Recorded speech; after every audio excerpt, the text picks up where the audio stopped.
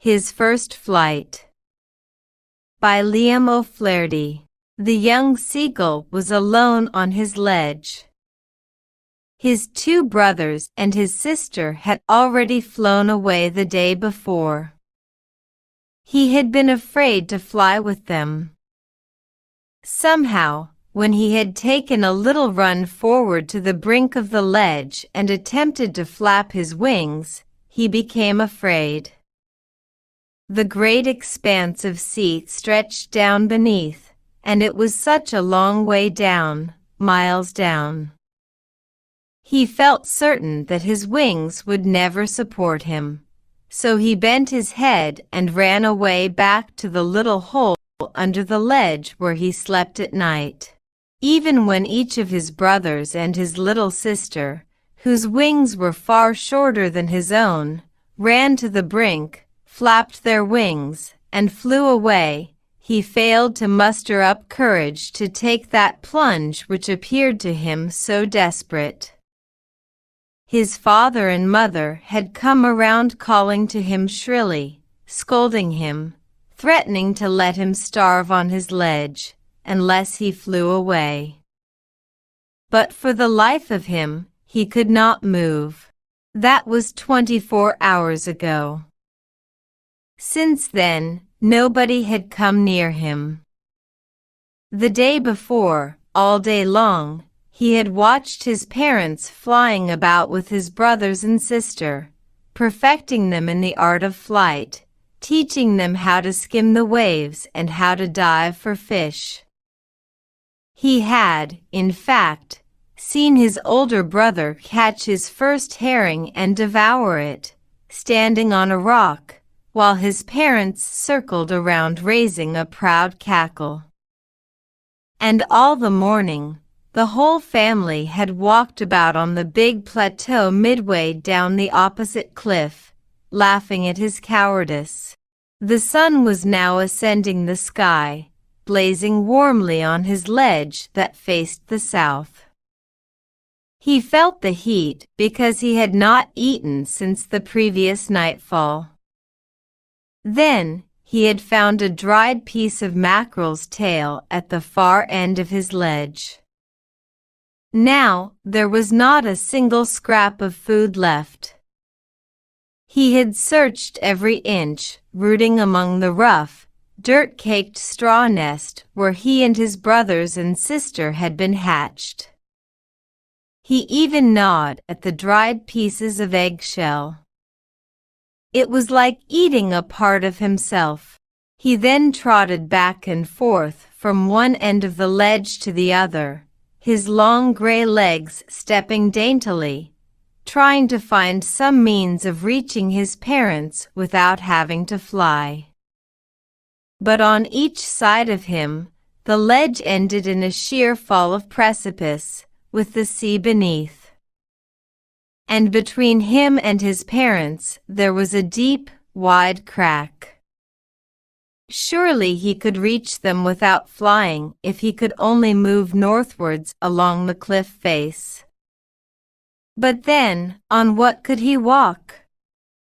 There was no ledge, and he was not a fly. And above him, he could see nothing. The precipice was sheer, and the top of it was, perhaps, farther away than the sea beneath him. He stepped slowly out to the brink of the ledge, and, standing on one leg with the other leg hidden under his wing, he closed one eye, then the other, and pretended to be falling asleep. Still, they took no notice of him. He saw his two brothers and his sister lying on the plateau dozing, with their heads sunk into their necks. His father was preening the feathers on his white back. Only his mother was looking at him. She was standing on a little high hump on the plateau, her white breast thrust forward. Now and again, she tore at a piece of fish that lay at her feet, and then scraped each side of her beak on the rock. The sight of the food maddened him. How he loved to tear food that way, scraping his beak now and again to wet it. He uttered a low cackle.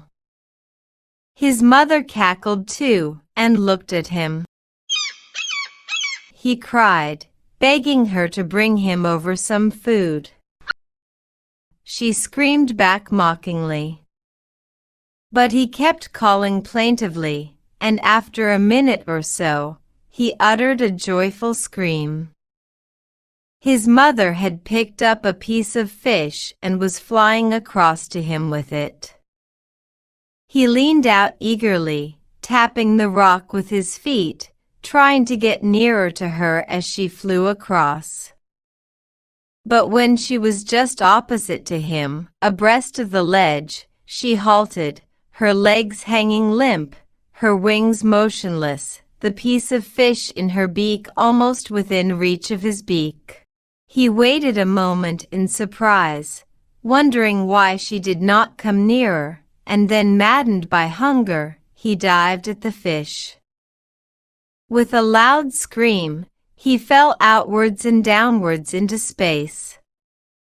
His mother had swooped upwards. As he passed beneath her, he heard the swish of her wings. Then a monstrous terror seized him and his heart stood still. He could hear nothing. But it only lasted a moment. The next moment, he felt his wings spread outwards. The wind rushed against his breast feathers, then under his stomach and against his wings. He could feel the tips of his wings cutting through the air. He was not falling headlong now. He was soaring gradually, downwards and outwards. He was no longer afraid. He just felt a bit dizzy.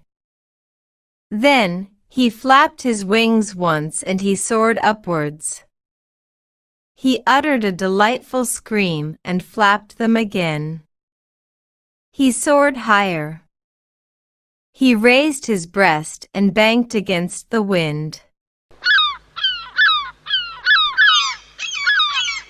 His mother swooped past him, her wings making a loud noise. He answered her with another scream. Then, his father flew over him screaming. Then, he saw his two brothers and sister flying around him, soaring and diving. Then, he completely forgot that he had not always been able to fly, and commenced to dive and soar, shrieking shrilly. He was near the sea now, flying straight over it, facing out over the ocean. He saw a vast green sea beneath him, with little ridges moving over it. He turned his beak sideways and crowed amusedly. His parents and his brothers and sister had landed on this green floor in front of him. They were beckoning to him, calling shrilly.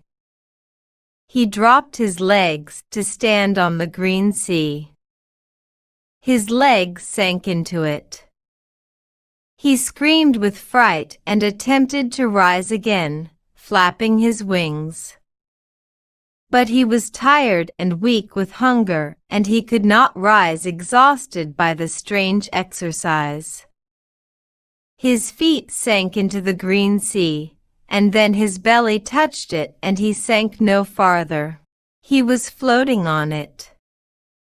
And around him, his family was screaming, praising him, and their beaks were offering him scraps of dogfish.